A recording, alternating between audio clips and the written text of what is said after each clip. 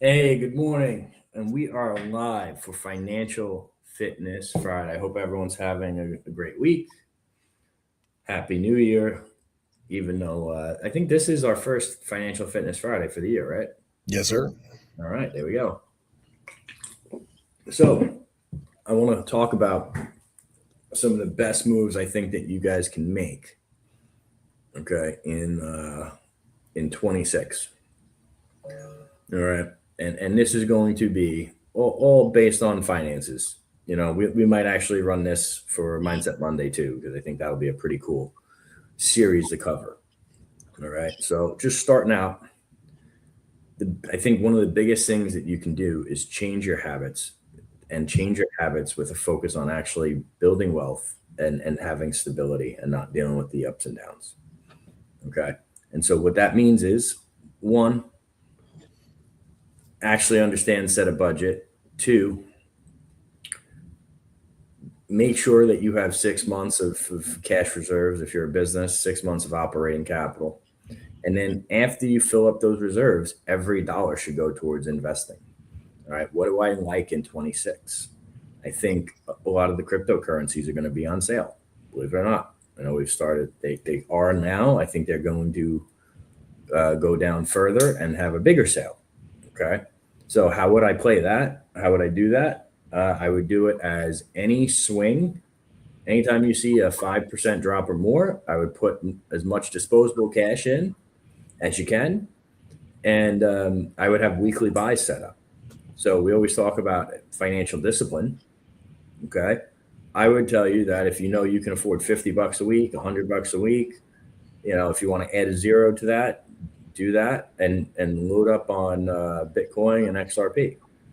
All right. From a business perspective, right? Or let's say, what else can you invest in that is going to multiply and really make a difference in your life?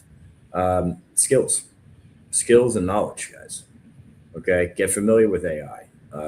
Read as much as possible. Develop skill sets that will allow you to earn more money. I think that's tremendous, especially if you're a business owner. You know, um, Learning AI is the first step to implementing it. Okay. And I can tell you, a lot of you guys, and most people do not read enough, do not work on themselves enough, uh, because if you did, you kind of would be in a different, you should be in a different position. All right. And then there's a couple other things that I think. I think that you're going to see some crazy swings this year with currencies. The US dollar, BRICS as it gets going. And I think you're going to see more instability than we've seen in a very long time with global markets and geopolitical tension. Okay. And when that happens, precious metals go through the roof. They're already at all time highs. But I don't, that just because something's at an all time high doesn't mean it's a bad bet. It usually means it's going to be going higher and higher. All right. So those are what I would personally be doing. And I would be investing a lot back into my business to make it as profitable as possible and to be able to serve as many people as possible. Those moves I think are timeless. Okay. Like if it was any other year and you started doing this stuff, you're going to be in a really, really good shape. Right. But in this year, I think that is the play. All right. And so that's not saying go on offense or defense. It's a different setup. You're going on offense in business. You're going on offense getting your skills up. Okay. Where you're playing a little bit more defense is you're building the habits that you need to be able to save money and for you to build wealth, right? And invest and accumulate. All right. And the reason for that is when you do have a lot of fluctuations and swings, okay, you can take advantage of those. But you can only take advantage of them if you have one, the credit to do it, and two, the cash or the access to cash, right? And so if you're sitting there and your credit score is not where you want it or need it to be, well, I would make sure that you fix that as well because that is a big, big, big reason why you can get stuff done or why you don't have access to cash. Dave, what are your thoughts on this? Yeah, everything you said obviously makes complete sense, man. And, it's straightforward and it is what it is. But to add to some of that too, um, I actually talked about this yesterday.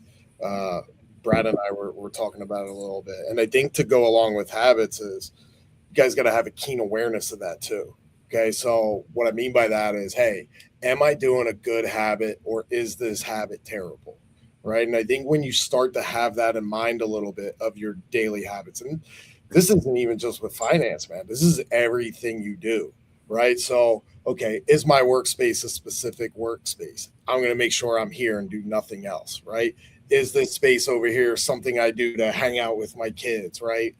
Or do something with my family. I'm going to have that awareness and make sure I set time there because it's not, hey, I'm over here and I'm just going to scroll aimlessly, or hey, I'm over here with my kids, but the phone rings and I got to go get it. Make sure your intentions behind your habits and your habit creation are laser focused.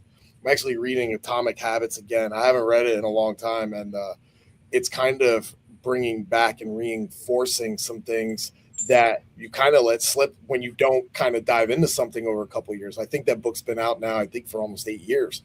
And, what a perfect thing to talk about. Habits are everything, guys. You don't fail based on anything else other than the habits that you create. The habits are going to get you to the consistency, the discipline, the grit, and the fortitude in order to get to where you need to be. And that's, like I said, it's not about finance.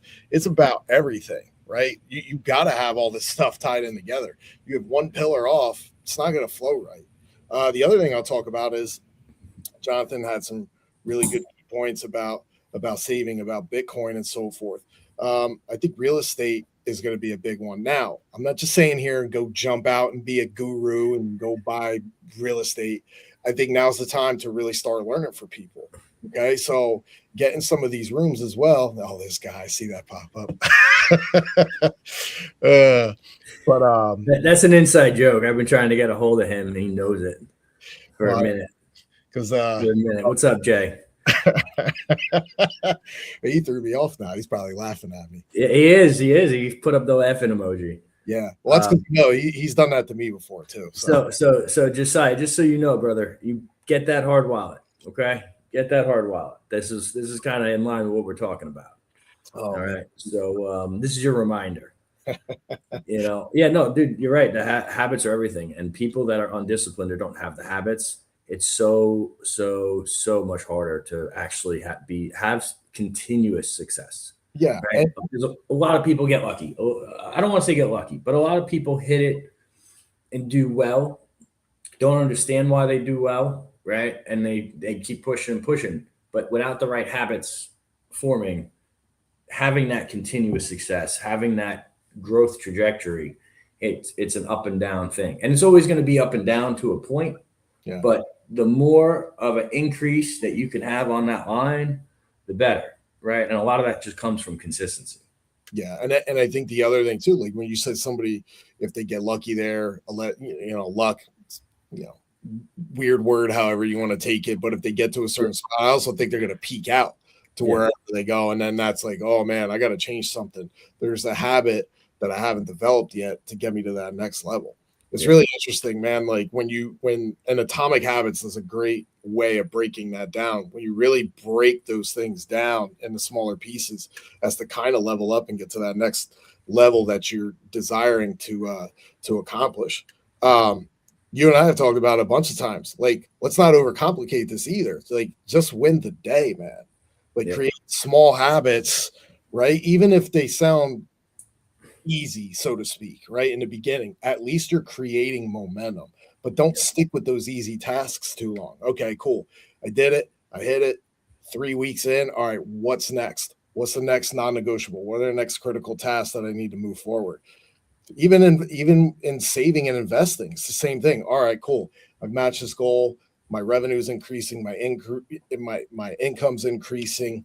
So now, what are the next habits non-negotiable? Maybe you can afford to bump up 5% more or 10% to put away on there. I mean, numbers are numbers. I mean, it's going to grow anyway, regardless, just from compounding. But guys, like habits, right? And I know I was before Jay like threw his little interjection there, but I was talking about real estate, man, and I think there's a lot of people, and it's unfortunate, right? Like let's get that out of the way, because I don't want to sound like, hey, you're coming in like a pack of dogs because of people's bad situations, but reality is reality.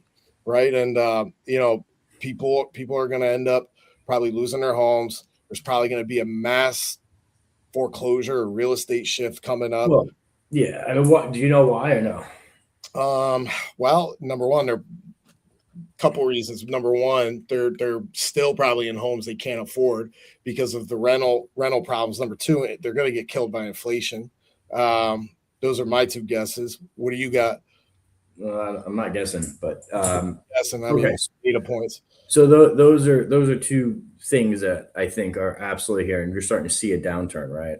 That's why we say have cash on the sidelines to take advantage of some of these opportunities. And listen, sometimes you can do it very ethically. Like I saved somebody's house, right, who was upside down on his mortgage. I own the house, and he pays rent, but his family didn't have to move. He was going to lose that house. You know what I mean? Mm-hmm. And so we were able to do that. We didn't gouge him. Okay, that was ethical, and that was it was a big windfall. I will tell you that with Trump signing everything about BlackRock and these institutions not being able to buy single family homes, okay, that's going to take away a lot of the demand. Okay, and when you remove that much demand, and you still have the same number of supply on the supply side, or supply going up because builders keep building, because that's what they do, right? You're going to have a big, even sharper decrease. So there's a lot of different things going on here, guys, a lot. And it's just having this discipline, and the habits are going to be absolutely crucial to do well and to build wealth, guys. And that's kind of what we talk about here. It's not always sexy. Okay, there's no silver bullet. Most of it is just rolling up your sleeves and doing the same shit day in, day out, and praying. And here's what I will say, guys. Some of you guys that are a little bit more ahead of the curve, okay, look to give back. That is one of the most rewarding things I do. And it's actually what's now motivating me more than anything. Okay, so look, if you can, look to give back. Doesn't always have to be financial, although financial usually is the way to get the most done as long as you're doing it wisely. You could donate time, right? Look to give back, because that's something that is severely lacking. And I will tell you this, I've met some people in those circles that do donate their time, donate their money, and try to really help the world, that are some of my closest friends today. That, by the way, I would never have met these people. I would never have access to these people. And I obviously didn't do it for that. And I think God put these people in my life for a reason, right? But I took that first step, and I was offering my time, my services, my capital. And it connected me with people that I never would have met, that are so much further down the line than I am. And now I have them on my cell phone, and we speak very, very regularly. Okay. And they have actually, not their friends, but they're also mentors and associates. And it's really helped me in business, in life. And so don't ever take that for granted, and always do that when you can. Final word, Dave. No, I mean, you're spot on what you said, like in terms of, and we've talked about a lot in the beginning of the year, getting in rooms, getting around people, and going around that same thing I was saying with real estate. Like, don't do that by yourself, get around people. But like you said, do it right. People are hurting. Like, don't come in as somebody that's owned their house for 50 years that paid 10 grand for it 50 years ago, and you give them 100,000 for it when it's worth like 400. You know what I mean? Like, just do the right thing. Like, you touched on something very critical there. And I think when you have right intentions for everything, even creating habits, right? Because let's not forget about the focal point here, in this whole journey, creating habits, getting around these right people in these right rooms, always have that intention of do the right thing all the time, 100% of the time. And you won't lose, man. Like, you'll not only lose, you'll be of value to the world, to the rest of the world, to the people around you, to your family, to people you associate with. That's the winning recipe, man.